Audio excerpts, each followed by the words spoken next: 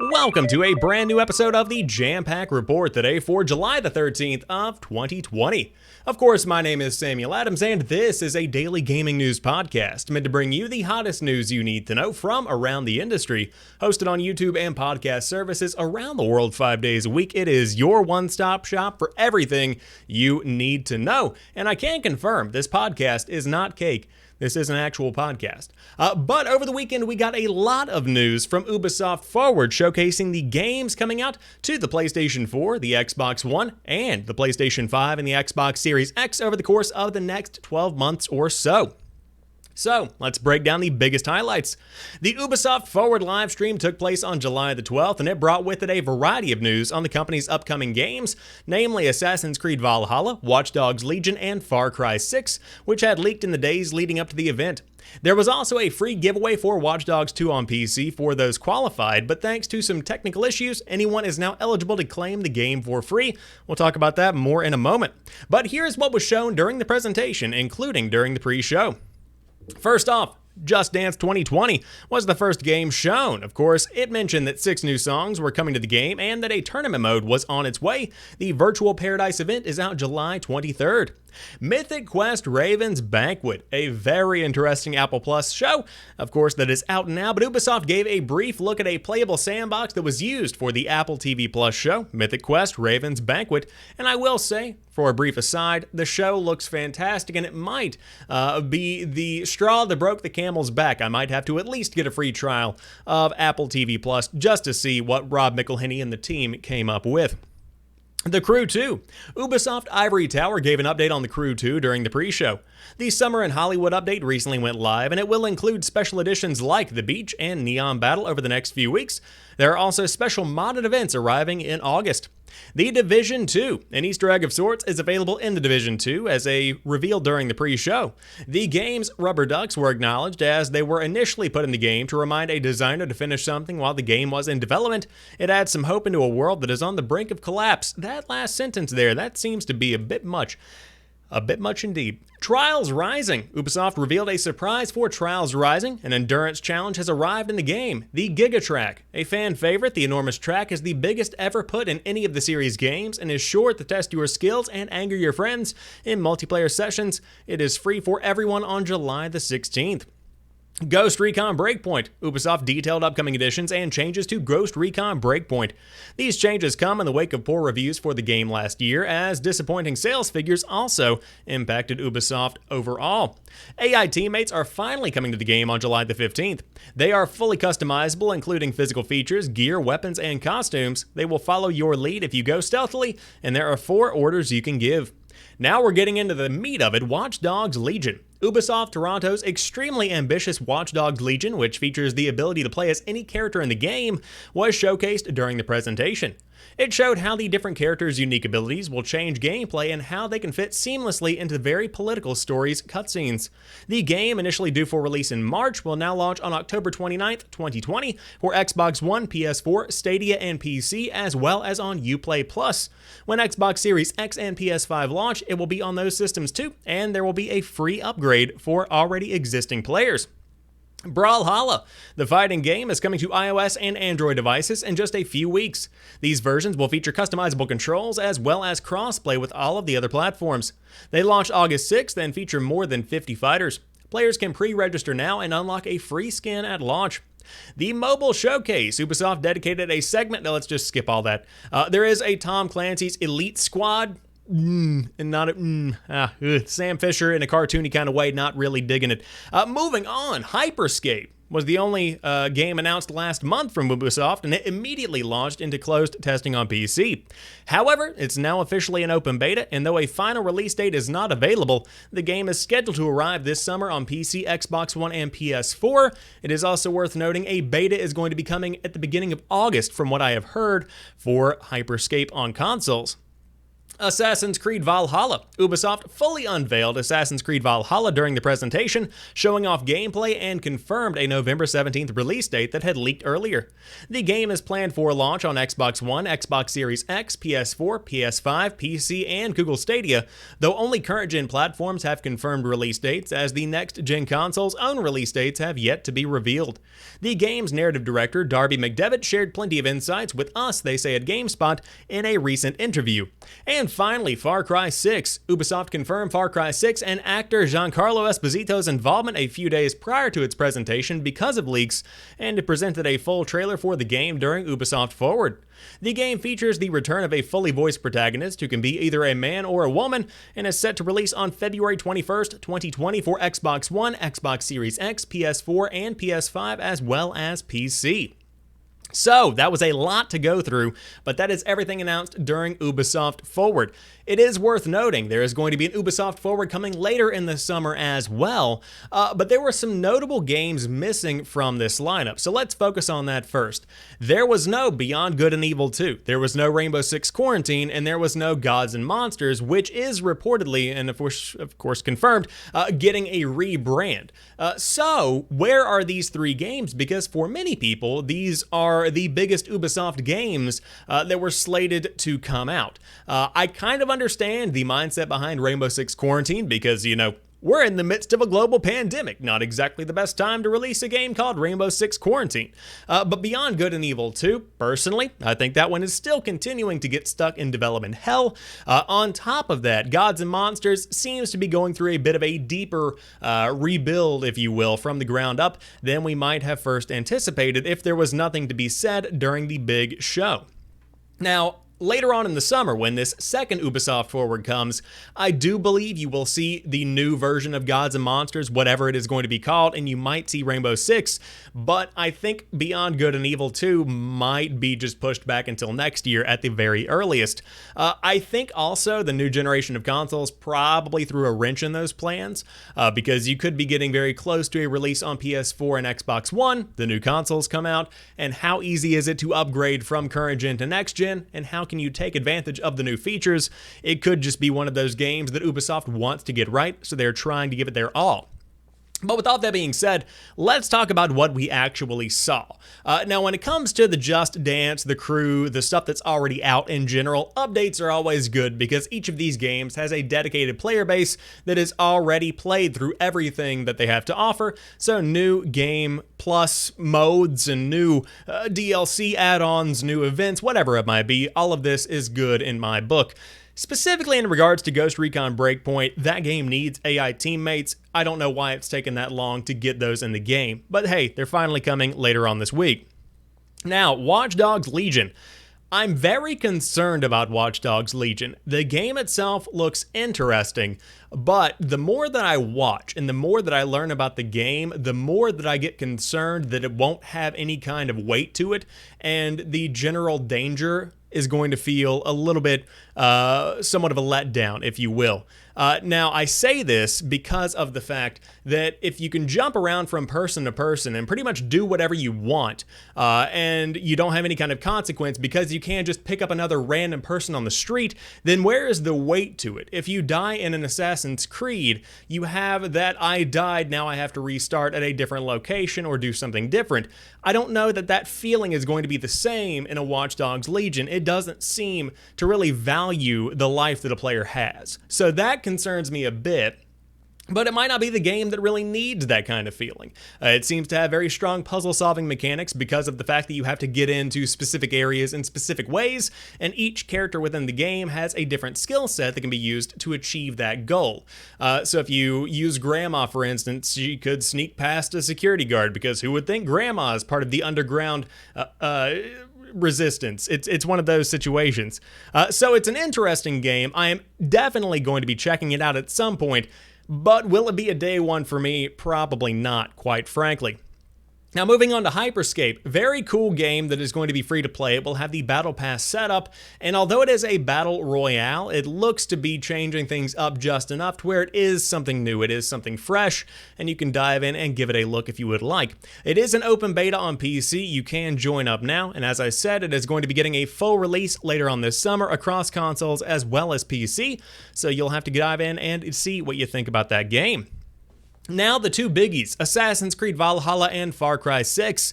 Valhalla still has a bit of polish that is needed because there were definitely some quirks in the gameplay, but overall, it looks like a fun game. As many have pointed out on Twitter, it looks very similar in nature and aesthetic to The Witcher 3 Wild Hunt. That is what it is. But there are some elements in there that do separate it. Now, you do have the open world nature of Odyssey. You do have the raiding that you would expect from a Viking culture. And on top of that, you have all the little historic intricacies that make this culture what it is. But I noticed something that somebody pointed out on Twitter. This doesn't really have much stealth. There isn't much assassination going on in the gameplay that was shown. And the gameplay that was shown was very lengthy. You had over 30 minutes of gameplay to dive into, so you get a pretty solid chunk of the game.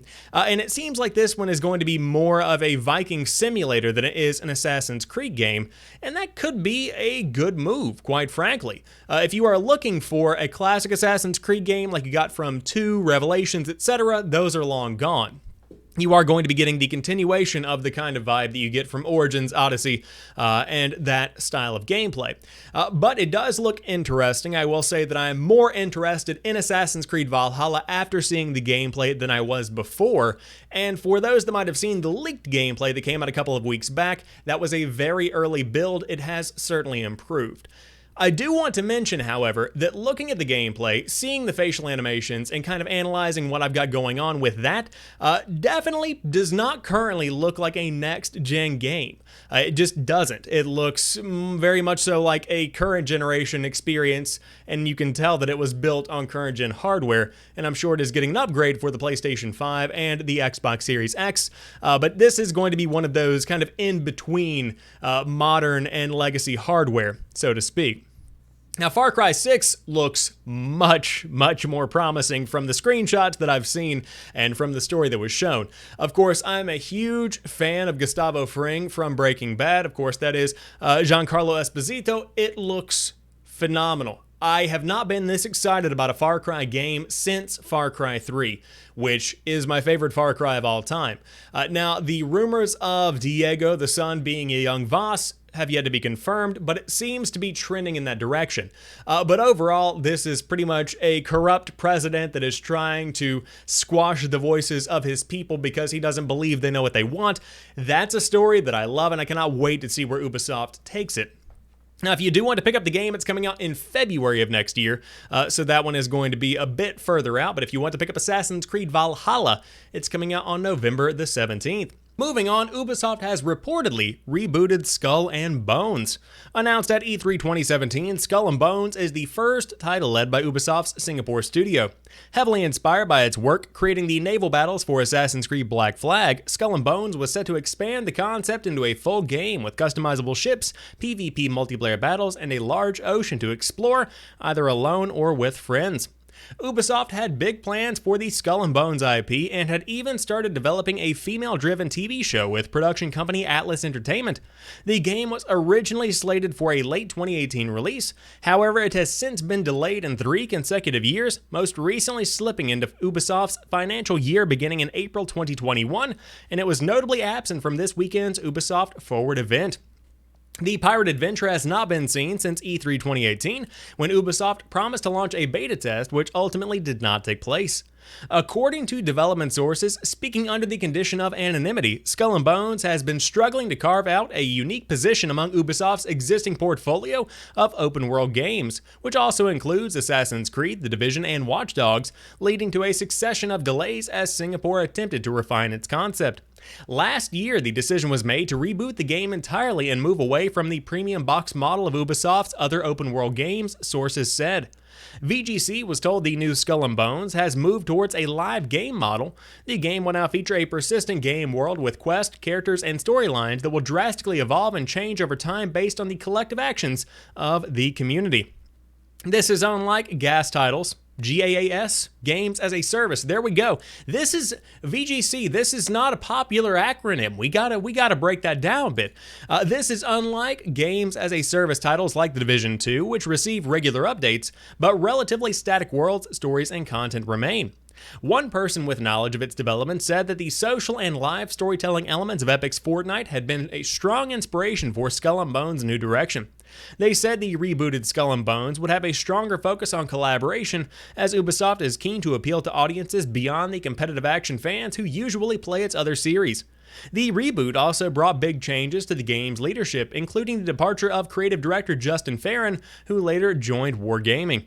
As part of the reboot, Skull and Bones creative director was replaced by former editorial VP Elizabeth Pellin, VGC understands.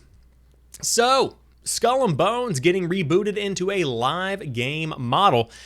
This is probably the best option for Skull and Bones, and I'll tell you why.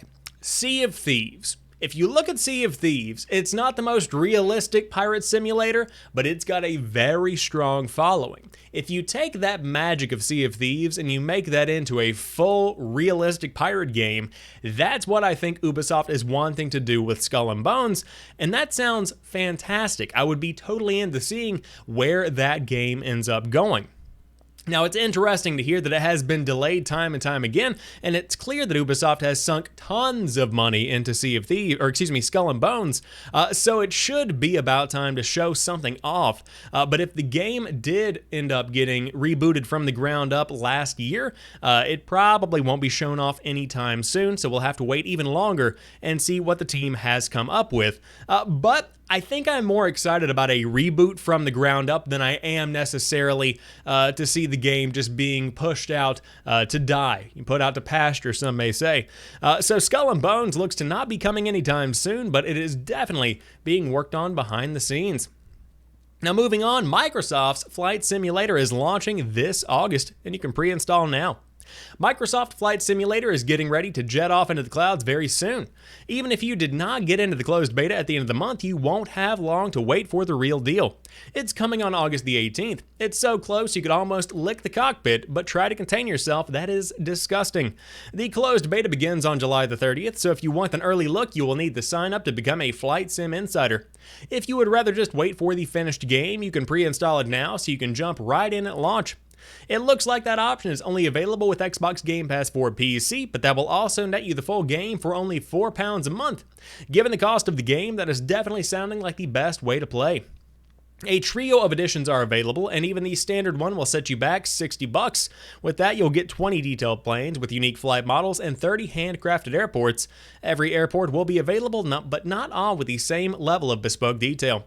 That is the version you'll get if you're a Game Pass subscriber. The Deluxe Edition throws 5 more planes and airports into the mix, and for the privilege you'll need to shell out $90. The Premium Deluxe Edition, meanwhile, will give you 10 more planes and airports, but it's extremely pricey at $120. You can take a look at the list of bespoke planes and airports over the announcement, but it ain't cheap, but then again it is also absurdly ambitious. The scale, the level of detail, the mind-boggling amount of data it uses to create the elaborate simulation, it's hard to not be impressed. It's one of the games we've been looking forward to the most this year, they write at PC Gamer, and we'll be telling you if it's lived up to its promise pretty soon. So, on the surface, this pricing model is wrong.